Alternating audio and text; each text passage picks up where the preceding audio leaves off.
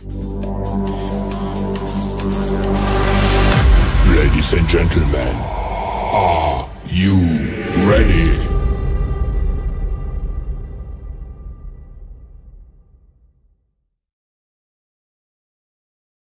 Unya sa di pa ta magsugod atong ipaagi og kanana matunggis paagi sa tog mga liya sa ta sa mga mahal na makagagahom. Ikay lead. Sige. In the Father, Son, Holy Spirit. Amen. Nagitlong ang mahal ng kagagahom sa nanin. Ano nasab kami sa forum, sa media forum sa Port San Pedro sa among bisita si Dr. Sir. Luisel. Kini tanan ang gipangayo ni Kristo. Gusto Diyos ng kagagahom sa namin. Sige, karong buntaga atong gikahimamat ang atong guest sa Buhay Party List. Wailain si Dr. Joseph Rene Bulyuser. Tama ba, Dok? Unya, ang gidanin niya ang Buhay Party List. Ikapila ka nomini, Dok? Yeah, tulo mo gina-record nga nomini sa kada party list. Yes. 1, 2, 3 na ako sa ikaduha. Considering mag-una gina si Congressman Atinsa being my founder sa Buhay ug nahimo na sad nga deputy speaker sa Kongreso. So na ako sa ikaduha nga nominee. Okay. So ang kaning Buhay Party List taon na ba ni siya, Doktor? Yeah, tataod na ni siya bali mag 10 years na. Kapilang na siya ni Dagan o kalos Ginoo wa gini siya mapildi sukad. In Yes. fact, record-wise, pirmi na siya na sa top 3. Nominee, top 3, top 4, meaning tagutlo gina makasuod sa iyang mga nominee, makasuod sa Kongreso. Pero karon, of course, maningkamot takid mas didaghan ron ang mga party list, no? 154 kabuk party list ron ni Dagan. Unya, naamala sa atong batagang balaod nga 63 kabuok ang pwede nga makasulod. So, outside sa 254 ka mga regular district congressmen, doon na pagitay tulo ka mga nominee nga sa 63 kabuok ang pwede musud additional sa atong congressmen. So, muna nga manikamot kitag maayo nga matagaan tag kay gayunan nga makadto tas kongreso para ma-post nato ang atong platform sa gitawag natong agenda sa buhay. Ang agenda sa buhay number 1 gyud is i-post na mo ang mga pro-life agenda. No, daghang kitag mga buhatunon pa nga diri sa Pilipinas sama sa mga pagpalilipod, ayuda sa atong mga buntis, mga pregnant mothers. Number 1, ang mga bata nga napasud sa ilang tagawangkan. Ikatulo, ang mga bagong bata ang natao nga ang tanang proteksyon, masustain nila may panglawas, ma-assure na nila. And then, appeal sa niya na mao ang kini ang mga kabatanunan. Muna nga mga high school, elementary school, manikamot kita nga di gina ma-post og balik ang kantong gitawag natong comprehensive sex education nga magaguba sa moralidad sa kabatanunan kundi maghimo tag sex education program nga haom sa ato ang kultura. No, kay ang problema ko natong comprehensive education kapipis manguto sa gikas ubang nasod nga mga nasod sama sa Amerika, Europa, wago na sila yung moralidad. So okay na nila. So muna atong daganon nga di gina siya mapasar inigbalik sa 20th Congress. Then, usa sa among gifocus maoning mga person with disabilities. Although naaman na mga ayuda sa DSWD, pero among nakita og nakita nga kuwang pa kayo ang mga mihuras, mga benepisyo nga madawat sa ato mga PWDs. And the last, ang among gisiguro pod nga matagaan og dugang panalipod, tabang, proteksyon ang tanang mga idaran or senior nga gawas nga senior na masakiton pa, pobre pa gyud. So kani among i-focus ni di ta manghilabot ato mga dato nga mga senior kiniging kinabagan nga idaran na 60, 70, 80 pobre na masakiton pa gyud nga sama diri sa Cebu maghuwat lang kanus ang mogawas ang ayuda sa City Hall kada tulo ka buwan. Na di na pwede nato una nga nagsaligta nga daghang king kwarta sa gobyerno unsaon lang gyud pag-ayuda ani nga ngadto sa angay nga tagaan sa maong benepisyo ang atong lihokon kung matagag kahigayunan ang buhay may balik sa Kongreso sa 20th Congress. Okay, nindot ni nga mga plano, Dok, no, kay gawas niya ng mga ayuda sa, let's say, sa syudad. Doon na po may mga plano nga dungagan pa o punan po ang mga benefits sa mga seniors, sa mga PWD din sa tuwa. Oo. Kumusta naman yung tuyok-tuyok na to sa Mindanao na doktor, may bang mainiton ba pagdawat nimo sa mga taga Mindanao? Yeah, ang nakapait sa party list good kay mura kag gadagag senador kay nationwide imong kampanya, Correct. no? Mara ba di para sa mga congressman diri sa Cebu, North District, South District, First District, ana ra nya diara ka magtuyok pangumpanya. Nya ang imong benepisyo, imong sweldo parehara dito sa gawa dito sa Kongreso, di pares party list nga. Imagine nimo ang imong area tibok Pilipinas pila imong magasto unya mao ra gyapon imong benepisyo madawat dito sa Kongreso mantag mingon nga ang mga party list doble og sweldo doble og benepisyo di ra bagyod. So mo na nga sa among pagtuyok-tuyok ang ako na lang gihimo ron kay with just 72 days to go na lang mo-focus na lang ko sa kini ang mga areas nga number 1 vote rich daghag botante, number 2 diin na ako'y mga tudlo nga mga leader sa maong lugar nga maunay mo padayon sa pangumpanya. So practically ang among gi-focus sa Mindanao mao gid ang Surigao, Agusan ug ang Bukidnon. Nya diri sa Visayas ang atong focus diri gid sa Cebu considering do na tay 3.6 million ka mga botante. Among target ana makakuha lang may 500,000 kabuto okay na. Nya ari mi sa Liti og ingon man sa Negros Oriental, no? Nya na may naglihok dito nato sa Bicol o Manila. So ang among target gyud 1.5 million ragyod kaboto. No? Kung masubraan na sa about og 3 million, nindot kayo. Pero ang required gyud nga number of votes para makasiguro nga makasuhod ang tulo ka nominee 1.5 million votes ragyod. So sa akong smart, makakuha lang ko og 1 million besides Mindanao, straight na ngadto sa Kongreso sa umabot nga pagbukas sa Joint Congress karong umabot nga July 20, 2025. Yes, kay akong tanaw kani kung once nga maano na kay kung party list ka, nurag dunay tingog nga to sa Kongreso nga ipadangat imong mga yango sa mga katawhan diri sa imong nasakupan. Murag inana ba kung nasabtan ba? Kay og diri na to sa tuwa Stickers. nga magpasabot unya dili ikaabot sa Kongreso. Kay we know nga kaning Kongreso naa diha ang mga dagkong budget para sa ikuan sa probinsya, ipanghatag kanabang ayuda ba sa probinsya. So nagyutingog sa Kongreso ang minaning mga party list like buhay.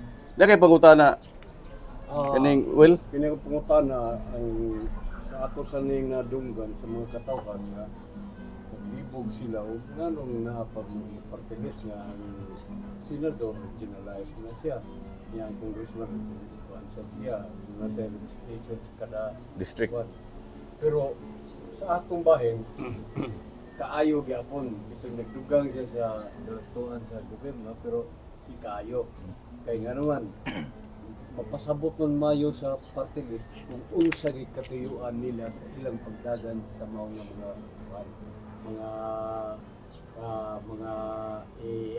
padong sa mga tao.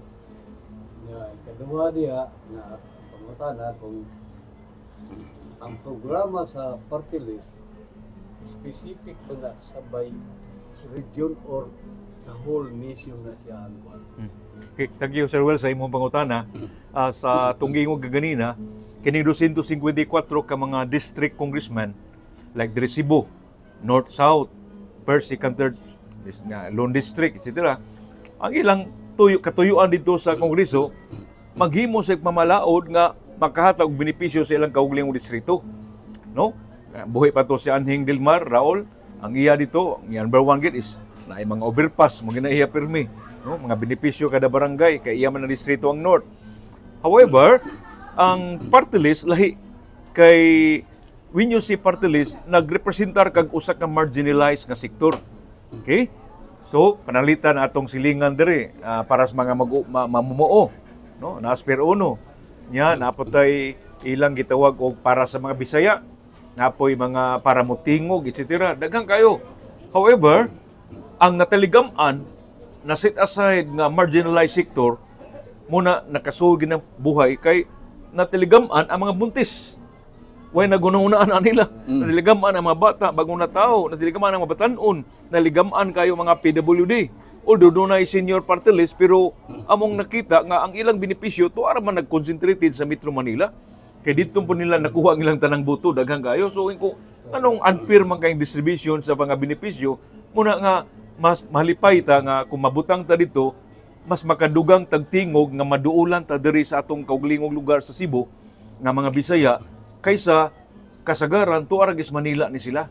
Unya dunay usa ka pisko nako ningon sad ang mga media nga murag nindo siguro dok matuwa ka dito kay ilaraning kauglingong words ha.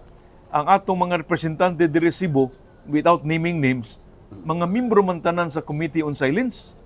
No, wa may mutingog dito, di ba kagdungog na sa media nga nagigbugno, nagigbisog, ni barog, ni tingog, wa man. No, muna nga ilabi na sa mga take list nga mga issue katong divorce, abortion, sex education, una na murag wa kita kadungog ana nila nga ni barog dito sa wanan. Muna nga usa sa ta nga ato ginang kausa nga maisugong ginato ng iduso nga once and for all kung pwede ma-unite na to mga Bisaya nga mga congressmen, mga representative aron once and for all doon na kitay iniusang tingog. At the same time, ang buhay party list unsay mga lugar nga tabanganan like adto baron sa 3rd district kinsay congressman diha tabangan na to kay lagi iya concentration naman siya sa iyang district kung unsay matabang pa sa buhay labi na kung maingon ang mayor dito nga dog tabanganan gitaw namo ang atong mga PWD kay mora gini ayuda din ingon ana makatabang like example sa last congress si Congressman Atinza nakahatag og 5,000 ka mga wheelchair sa mga PWD mga tigulang dunay mga problema sa panglakaw dito ra mismo sa Metro Manila mo na kaingon ko kung ang buhay party list ni sinuway di siya dapat dunay tingog para sa Bisaya mga Bisayas Mindanao mo na nga gidawat nako ang kakuhan og ang challenge nga ako'y si kanomini but I will represent sa mga Bisaya. Although again atay in fairness naman tay party list nga atong Bisaya ako Bisaya pero lahi man po ilang priority. Lahi po ang among priority isip marginalized sector nga among gi-focus. Kaning di Nga ba tabanganan po siguro na to. Ako media man ko KBP accredited man ko nga member. Murag wa gi nagunawaan ang sa may mga benepisyo sa mga media man nga mga idara. No, mana nakaabli na sa una ron. Unya nagserbisyo ko na sila also ginagmay dili na sila mga top nga mga media people di para kanadto nga katong nangamatay na di without mentioning name ginagmay pero naka-contribute sila sa pagpadangat sa impormasyon sa katawhan ya nang retire wa gyud benepisyo no muna nga usa siguro na tan-aw na to nga unsa may atong mahatag matabang nga extra benepisyo sa mga retirido na o the media active pa siguro in their own little way nga mga media people nga labi na doon na naigimintin, doon na balatian, nga takil po na stroke, etc. Pakaluoy, nga igol lang tamingon nga, sus patay na rabal si Kuan. Yung sa man to, loeli kayo, kay nag-aginod, na-stroke, wagitabang. So, murag karon pa kung nakauna na nga, usa na sa atong ihimong, usa sa mga top 10 nga priority, ang mga media practitioners nga wa ginag-atiman nila kay wa magikay benepisyo makuha sa KBP. No? Membership ra man imo ikapay mo bayad. But benefits wala gyud. Muna nga salamat Sir Wim murag nag-eye opener na sa ako rumuntaga. sige. Bahin na imo gusto kay once nga naka-istorya media sa DSWD. Doon na mas may pagkatupuro din nga kanang gitawag nila senior citizen medical center. Kana mo iwa gid nila matukod hoping nga palitan ikaw yung kadala na kay mo pa nagid ang kanang tawag senior citizen medical center nakatambong na ko Sumunod tuig ga. Dili naman meeting ko okay pero wa may implementation makuha na siya kanang sa senior citizen. Well, usa sa nakabutang kay being usa ka doctor of medicine, cancer ginagong health care nga mga kuan ba, healthcare workers o mga benepisyo para sa mga masakiton kay sa akong clinic god kadadlaw, makahilak kong magununa nga kinabagan sa akong pagpasinti, kada lagi senior, masakiton, pobre pag yun. Inigresita nimo susdok, unahong ginamong sudan, unahong ginamong bugas kaysa palit maning tambala. So makaingon ko, ngano ingon ani mang Pilipinas nga nag-awas-awas mo ng kwarta talking about corruption by billions magana sila. Unya wa may politiko diha nga nga pobre, mag-inilogay magana, mag-inawayay, magpinatyanay pa ng uban just because para makuha nilang pwestuha, ma-maintain nilang gilingkod nga pwesto. Muna nga ang ako, although it will be my first time, pero sa amo lang barugan nga ibalik ang Diyos sa Kongreso. When you say ibalik, ka na bang magmatino ta, number one, sa atong pagserbisyo sa katawan. Representative may tawag na to. No? Di man ta ako, kung pwede pala lagi, kung mabalik ko dito, maluwing Ginoo, maadto ko dito, tangtangon ginako ng word nga honorable.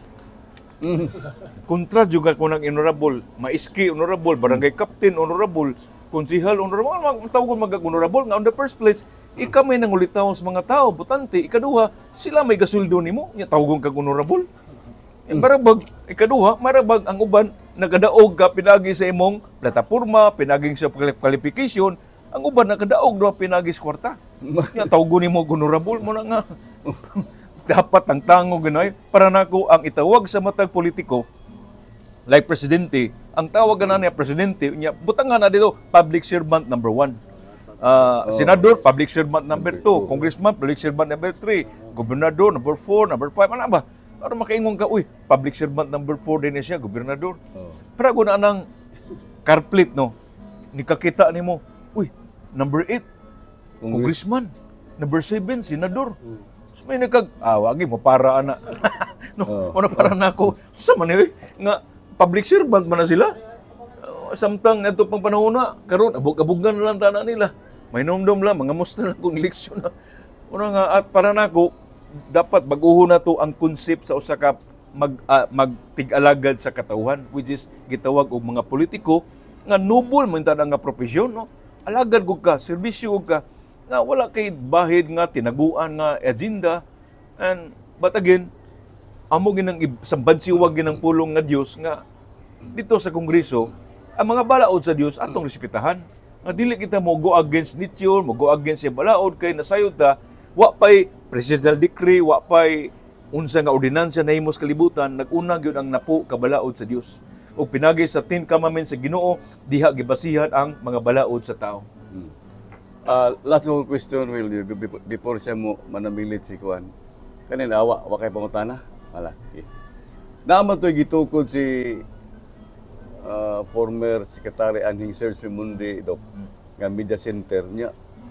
Murag, natuog na masuhon ng opisinaha siguro. O ikaw mabutang sa Kongreso, sa Buhay Party List, kay part mo kas media, pwede siguro nila itong i-activate ba? Opening ba sa mga media practitioners, mga veterans nga magamit ka ng opisinaha? Nasa Kuan, nasa Sudlon. Media center. Oo. Naa diha.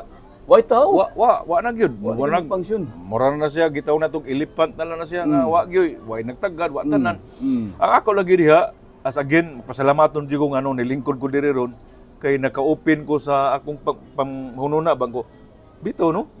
Ang mga veterano nga media practitioners nga tagaan ginato sila recognition. Hindi lang recognition through the years bahala ka sa sila gagsibya, ma-radio, mag-newspaper etc. nga recognition and unsay benepisyo nga angay nila. So, kung tagaan ko kay gayunan, usa na sa priority nga akong iduso dito to recognize, organize, and give all the benefits sa mga idaran. Bisag dili idaran. Basta kay dunay gibati nga sakit, like bisag 40 pa imong edad, 50, na kuang ka, na baldado, na aksidente, etc. Naagi appropriate nga benepisyo para nilang tanan. Hindot kaya sa well nga, correct. It will na pag-usap kanapo na kong agenda Kana media. Media. Labi na gyud nga maisgutan nato ba si reliyon nga kini sa Roman 13:1 ang tanang punuan iya sa Dios. Amen. Sa Dios. Yeah. Diba? Mo na respetan. Mo sa na counterpart nga kinahanglan ang mga punuan nato kinahanglan atong pagatahoron. Yeah. Ni kita sa mga butante sa di kay sa tama disqualified ta ng itawag nito. Piliun na to ang kwarta kaysa mga atong butang gas po siya. Yeah. Salamat kayo ana nga reminder sa balang kasulatan kay kung ang tanang botante, majoris botante na pala silang una-una din wa gi problema sa Pilipinas, no? Sama ta Singapore nga pastilan. Di makadto kag Hong Kong, makadto kag Singapore, makadto kag Thailand, makaingo kasi mong gulingon. Sus bisag kumingking wa gi Pilipinas ani. Kalsada pa lang perfect. Ang sidewalk perfect, cleanliness perfect. Ano di man ta kay mo sa Pilipinas? Makaingon ta nga naagi ni leadership sa ato mga local nagdangay local executives mo na nga how we wish makasugod na ta ingon na ba nga naangatay mo disog na ta nindot na panglantaw because we aim something better nga kung kaya subang nasod dapat kayahon pa nato diri sa Pilipinas. Okay. Wa man ako to ma-live tong iyang 10 agenda. Pwede ibalik nimo Dok before ka mo close sa imong interview nimo. Yeah, although kani akong 10-point agenda, dili lang ni sa ako kung dili sa in behalf of party list, mao pa ni ang plano ni Congressman Lito Atienza nga number 1, ato yung providean og mga benepisyo ang atong mga buntis. We have to care for the pregnant women. Ngano man, kay lagi nasayod ta kun ang mga tawo kibaw, ang number 1 nga problema ron sa kalibutan, gamay na kay mga buros ron, gamay na kay mga bata. Nya Pilipinas, padung na rabat na diha nya nagitawag ni siya irreversible. Nga kung gamay na kay mga bata, asa man ta og mga workers later on nga mas mudaghan ang atong mga senior, gamay na lang atong kabataan. So magtakilid ang ekonomiya sa Pilipinas. Number 1 ang mga buntis, kaduha ang atong mga bata nga napa sa tiguangka sa ilang nahan nga maprotektahan ni siya, mahipalayo sa mga evils of abortion, ikatulo ang atong kabataan, no, labi na mga elementary nga mapalayo sila sa mga dili makaangayon nga balaod nun sama sa comprehensive sa education. Then ang atong mga PWD, no, ato ginang tagaan og special nga attention atong PWD kay lagi dili kay maghuwat na sila ayuda kun dili ato sila nga dipay kinsa pay kaya mo trabaho, no, tagaan ato sila benepisyo kaya pa mo trabaho sa mall ba, sa restaurant ba, order diya silang panimalay nga wa ginaguno na. Then ikalima mauni nga atong mga senior citizen, labi na ang focus nato as I said adto tas mga kabus na idaran na masakiton pagyud, no, muna natin specific nga target sa mga senior citizen, dili to mga dato na ladaan, there's no need for benefits, kini yung pobre masakiton ug idaran pagyud. Then lain natong concern is ang pagduso sa atong pro-life agenda nga di ta motugot nga sama aning 19 Congress yano nilusot ang divorce bill, yano nilusot ang LGBT bill, yano nilusot ang comprehensive sex education bill nga wa ginitaga dito kay wa nitingog, wa ni barog. Muna nga pagibasugan nato na muna usa sa agenda. And then lain na pong agenda sa kiniang buhay party list mauning nga atong lig-unon ang kiniang healthcare providers, no? Although na ay mga doktor diha sa Kongreso pero dili man nila emphasis, dili man nila priority una ang healthcare providers, ma doktor, ma nurse, midwife nga unsay angay nga proteksyon o benepisyo kay labi na nitong panahon sa COVID. Pinakaluoy ang atong mga healthcare worker, luoy kami at the time. Muna nga tagaan sila sa mga benepisyo nga angay o angay gid nila. Then number 8 is makigsanduro ta sa mga LGU unsay ila mapanginahanglan diha nga ilabi na LGU nga naa sa 3rd class, no, 4th class LGU nga mga lungsod unsay atong matabang kay lagi ang scope sa buhay party list is nationwide man sa mga senador. Og number 9 mauna ang atong unyang paningkamot nga sa matag areas kay mo di-identify mamig areas like ako mo das Visayas Mindanao dunay key areas nga duna gitay clinic para sa mga kabus, no, clinic para sa mga kabus nga all the time ilabi na kung nagkinahanglan og although naa mang PhilHealth pero daghang gyapon dili ma-accommodate sa PhilHealth. Muna nga additional nga health center nga buhaton para sa exclusively para sa buhay party list makatabang pagyuta sa nagkinahanglan dili lang panahon sa eleksyon. And the last number 10 muna to atong special nga proyekto alang sa mga media personalities or media people, no, tri-media, nabakas radio, nabakas print, nabakas TV ug ilabi na ang mga retirido. But again, musa na kabuta nga why nagtagad, why ninumdum and being as doctor at the same time being a media practitioner, ako nang iduso nga once and for all atong i-identify ang tanang mga media practitioners ug tan-awon ilang panginhanglan, likunon ilang benepisyo ug ang ilang mga pamaagi nga atong maprotektahan ang ilang pagpangalagad pinagi sa media. Okay. Murag nasulti naman siguro tanan-tanan ni Doc Rene Bulucer.